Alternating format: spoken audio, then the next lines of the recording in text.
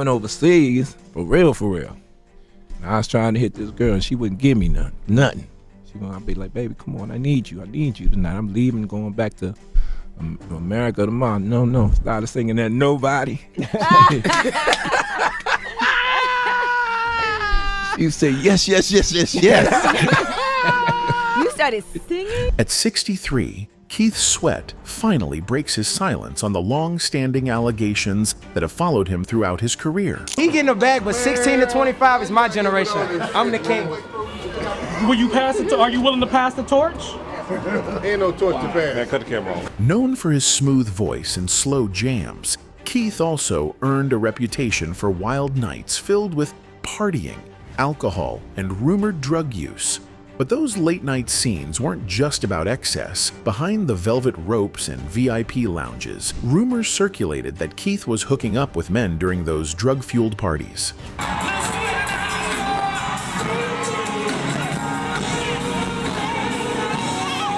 Sweat also faced financial troubles, including a foreclosure on his properties. Now, after years of silence, he is ready to set the record straight. What really went on behind the scenes? Let's find out.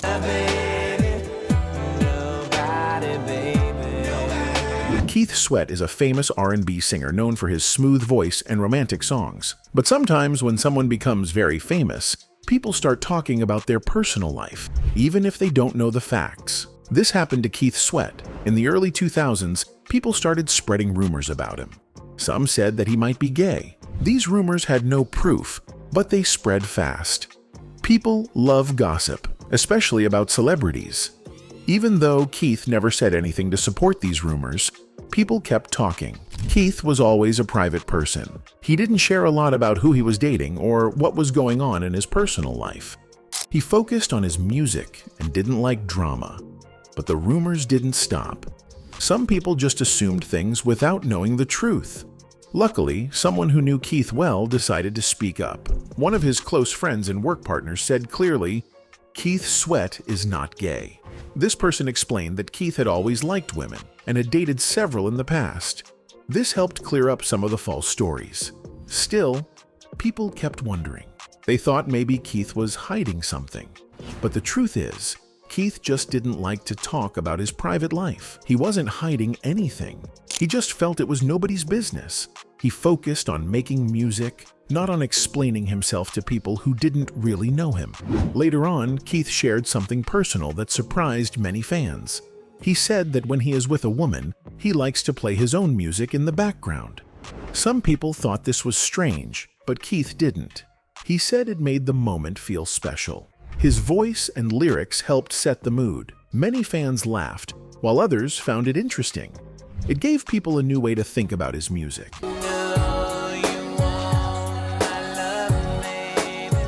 He once told a story about a time he was in another country. He saw a woman he liked, but she was not interested in him at first. I went overseas, for real, for real. And I was trying to hit this girl, and she wouldn't give me nothing. I'd be like, baby, come on, I need you tonight. I'm leaving, going back to America tomorrow. No. Keith didn't give up. He tried talking to her, but she kept saying no. Then he had an idea. He started singing one of his most famous songs, Nobody.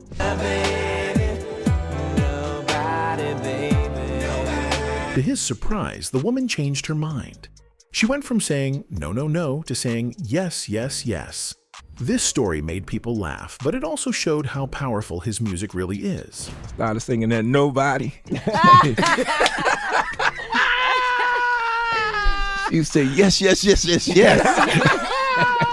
started singing? That moment made Keith realize something important. His music didn't just help other people fall in love. It worked for him too. He started using his songs more when he wanted to impress a woman. He believed that his voice and the words in his songs were strong enough to speak for him. He didn't need to say much. The music did all the work. Some people asked him if it felt strange to be romantic while listening to his own voice. Keith said no. He said it felt natural.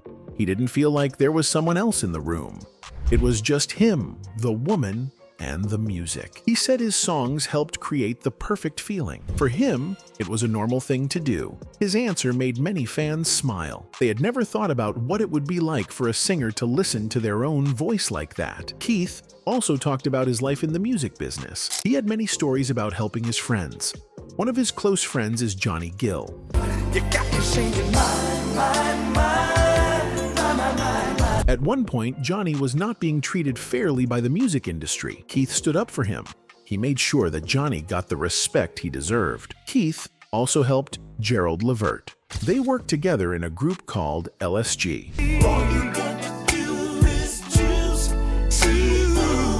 Thanks to Keith's hard work, Gerald Levert got his first platinum record. This was a big deal and showed how much Keith cared about his friends. But not everything was easy for Keith. He had some fights in the music world too. One big argument was with Gene Griffin, a music boss. Keith felt that he was not given credit for writing the hit song Just Got Paid. This song was a big success, and Keith believed he should have been recognized for his work. It was a hard time for him, but he got support from Teddy Riley, a famous music producer. Oh, Michael, right. He didn't want to tell me until he finally just said, meet me in my room. I want to tell you what the singles are. Teddy had worked with Keith on many songs, and he helped Keith during this fight. Even with all the problems, Keith never gave up. He stayed focused on what really mattered: his music. He believed that good music should come from real talent. He didn't like when people became famous just because of trends or drama. He wanted artists to work hard and create songs from the heart. Many fans agreed with him. They said that Keith Sweat brought real feelings into his songs. That's why people still listen to his music today. In 2021, Keith Sweat and Bobby Brown took part in a Verzus event. Verzus is a music show where two famous singers or groups play their biggest hits, going back and forth like a friendly competition. He performed.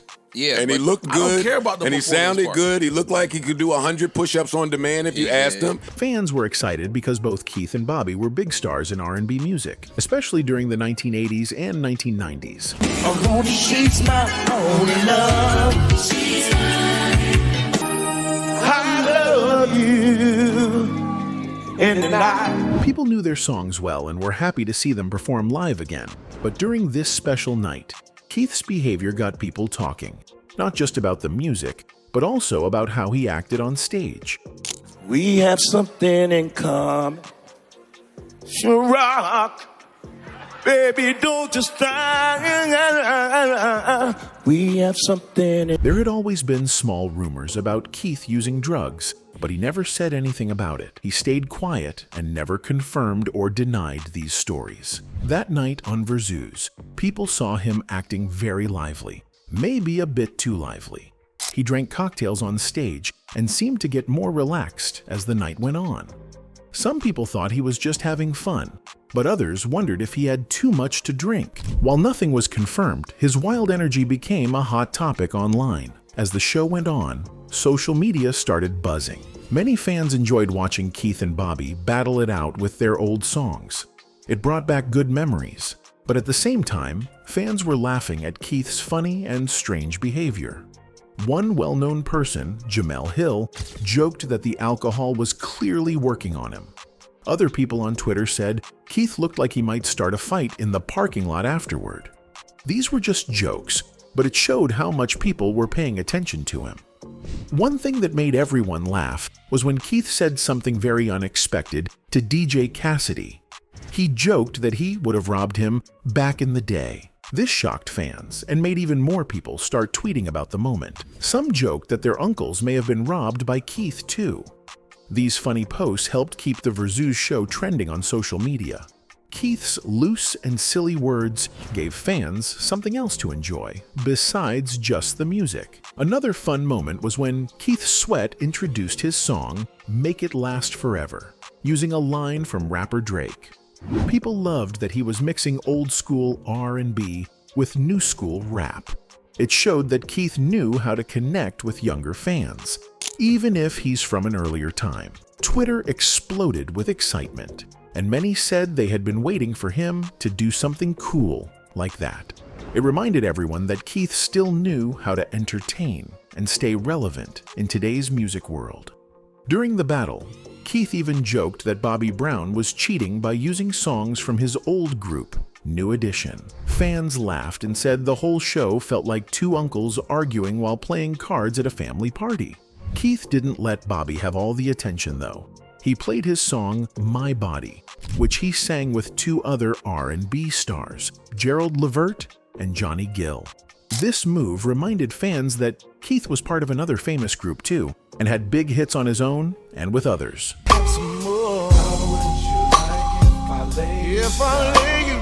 The whole battle felt fun and full of jokes, but there was also a deep respect between Keith and Bobby. They teased each other, but it was clear they were having a good time. People watching from home could feel the energy and the love for music. Even when they were teasing, it felt like a celebration. Fans didn't take the jokes too seriously and just enjoyed the show. While Keith's behavior made people laugh, it didn't stop them from giving him praise.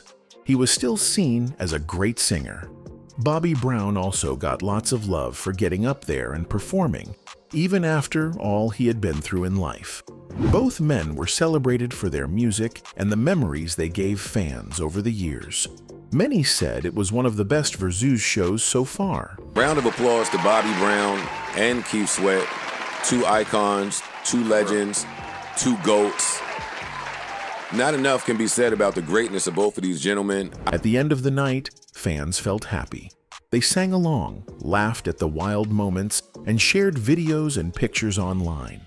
Keith Sweat showed that he still had charm and stage presence. No matter what some people said about his drinking, he gave fans a night they wouldn't forget. It was a reminder of his long career and how much people still enjoy his music. But not everything in Keith's life has been a celebration. Around that same time, he was in a difficult custody battle with his ex-wife, Lisa Wu. That was a low point in his life. So while the Verzus battle was a fun high, the personal problems behind the scenes reminded people that even stars face tough times. Keith went through some hard times with money. In 2012, he had a big problem with a house he owned in Detroit. He had taken a loan of $450,000 to pay for the house, but he couldn't pay it back. Because of that, the house went into something called foreclosure. This means the bank or mortgage company took back the house because Keith didn't make the payments. When the house was finally sold, it only sold for $200,000. That was much less than what he owed on the loan. Since the house was sold for less than the loan amount, Keith still owed a lot of money, $253,000 to be exact. The company that gave him the loan, PMI Mortgage, was not happy. They wanted their money back. So they took Keith to court. The judge agreed with the mortgage company and said Keith had to pay the rest of the money. This made his financial situation even worse. After winning the court case, PMI Mortgage wanted to make sure they got paid. They tried to put a lien on another one of Keith's properties in Georgia. A lien is a legal way to say, this person owes us money, and we have a right to get it from their property. So, if Keith tried to sell his Georgia property, PMI could take part of the money from the sale to pay the debt. This was a serious problem for Keith. It showed that he was dealing with a lot of money trouble. And it was not just one house, it was affecting more parts of his life. Things didn't look good for Keith at that time. He was not only facing court rulings, but also the stress of possibly losing more property. It showed that even though he was famous, he still had real-life struggles. People sometimes think stars don't go through these problems, but money troubles can happen to anyone, even big names in music. Then, in 2018, Keith got into a different kind of trouble. Not about money, but about respect. Another R&B singer named Jacquees, who was younger and gaining fame, money can pay for your time, but it's not love.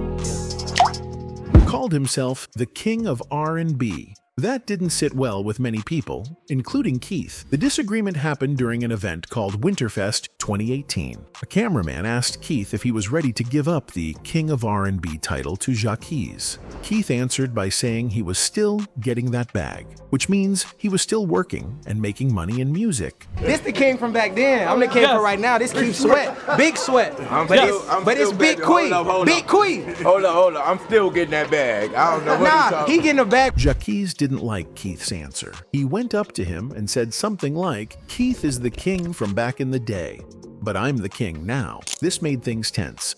Keith didn't back down. He told Jacquees that he was still active and not ready to give up his title to anyone, not even someone younger. The two singers started going back and forth, each trying to prove their point. Jacquees said that young people from ages 16 to 25 saw him as the new king, but Keith stood firm and didn't agree. He getting a bag, but 16 to 25 is my generation. I'm the king. Will you pass it? Are you willing to pass the torch? Ain't no torch to pass. Man, cut the camera off. Later on, Jacquees saw that what he said might have come off as disrespectful. He apologized to Keith. He also joked with the cameraman and laughed off the situation. Keith accepted the apology and said that all of them were kings in their own way. This helped calm things down.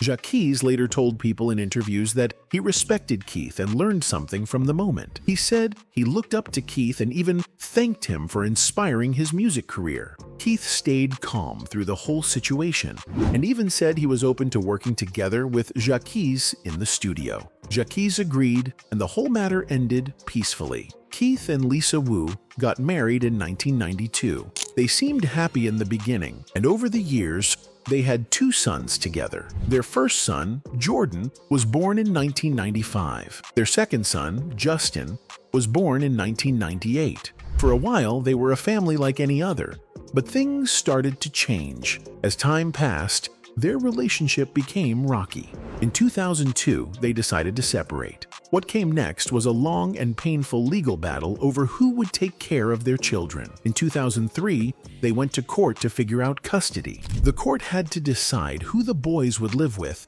and who would make important decisions for them. After looking at everything, the judge gave full custody to Keith Sweat.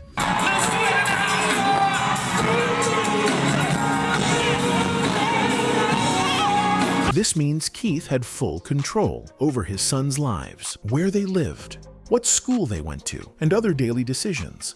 The court said that Keith could give the boys a stable life. Stability means a calm, steady, and safe place to grow up. The judge also looked at Lisa Wu's situation. At that time, Lisa was busy with her own business. She was trying to build her career and was not home a lot. The court believed this wasn't the best for the boys.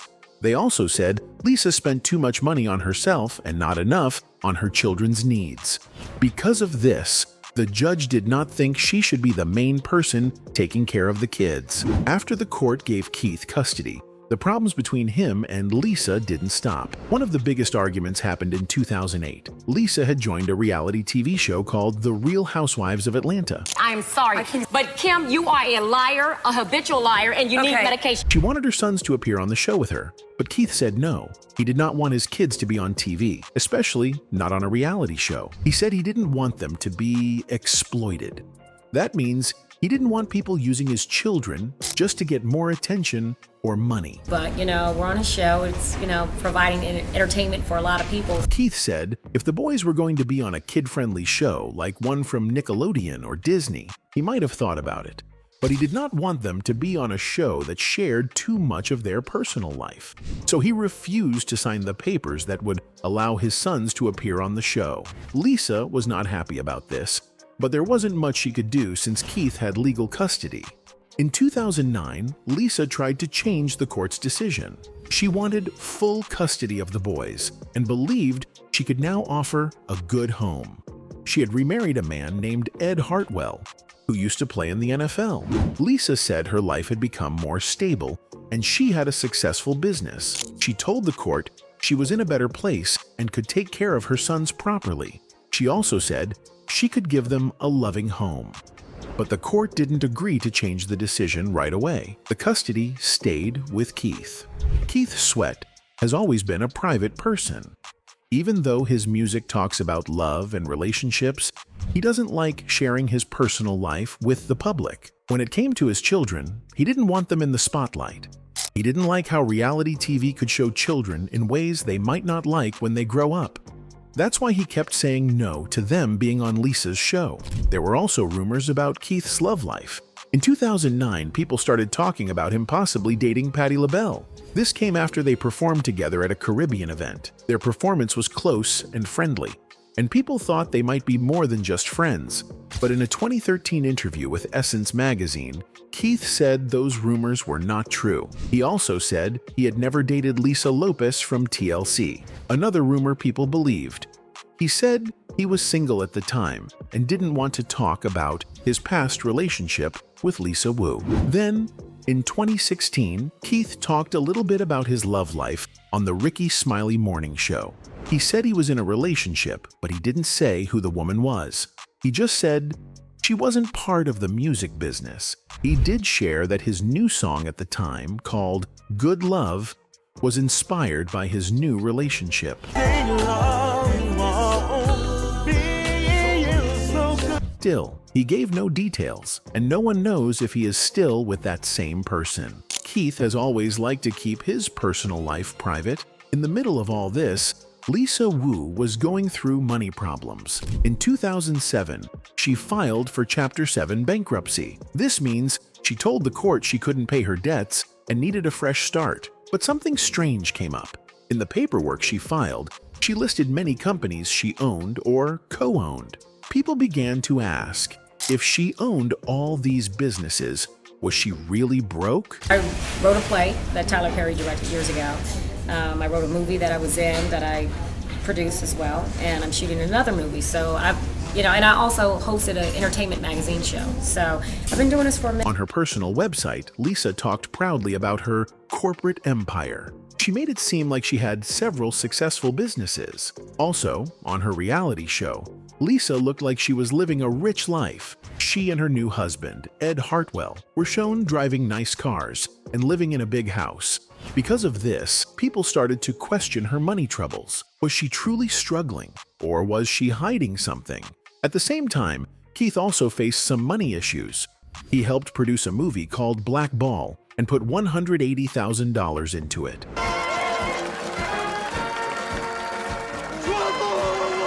He was the executive producer, which means he helped fund the movie and was supposed to make money from it. The movie came out in 2003, after his divorce from Lisa, but when it was released, Keith didn't get any money. His name was not even listed in the credits, which upset him. Lisa wrote the movie and she worked with a company called Sony Red to distribute it. Keith didn't sue Lisa, but he did take legal action against the company that released the movie. He said they owed him money for his work and investment. This added more stress to the already messy relationship between Keith and Lisa. In the end, Keith and Lisa's story is one of struggle, public fights, and private pain. They both tried to move on with their lives, but their past kept pulling them back into conflict. Their custody battle lasted for many years. While Keith wanted privacy and a simple life for his kids, Lisa wanted to share her world through TV and business. Even though they once shared love and built a family, their breakup turned into a long war in courtrooms and the public eye. They both said they wanted the best for their children, but they had very different ideas of what that meant. And in the middle of all this were their two sons, Jordan and Justin, who had to grow up with their parents fighting over them. This story shows how tough it can be when families break apart and why clear thinking, love, and understanding are so important when children are involved.